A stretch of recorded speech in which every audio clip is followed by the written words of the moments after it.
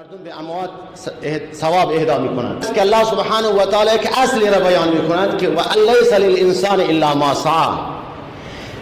اصل این است که به انسان آنچه که خودش سعی میکند، خودش سبب میشود، خودش تلاش میکند، به او میرسد، هم در دنیا و هم در آخرت. عبادات، همه عباداتی که عبادات محض هستند، تعبدی بهش میگویند. عبادت تعبدی یعنی عبادت محض، اینها قیاسی نیستند که این عبادت را به اون قیاس کن، اون عبادت را به اون قیاس کن. نه، رسول الله صلی الله علیه و سلم در شرح همین آیه فرمودند اذا مات ابن آدم انقطع عمله.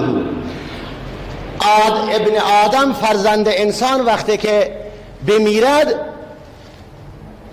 سه چیز بعد از او باقی میماند، پروندهش بسته می شود. سه چیز: یک، صدقه جاریه که خودش باعث شده، علمی که به شاگردان تعلیم داده، یا کتابی که نوشته دیگران بعد از او نفع میبرند، اولاد صالح که برای دعا خیر بکند. این سه پرونده بازه. غیر از این سه پرونده دیگه همه بسته میشوند. اگر کسی دیگر برای او سعی بکند، کسی دیگر برای اون قرائت قرآن، نوافل، صدقات، خیرات و انجام بدهد، به او نمیرسد، چون اون سبب نشده است. هر عبادتی از عبادات که او خودش سبب شده، خودش کسب کرده، خودش عامل شده، اون به او میرسد.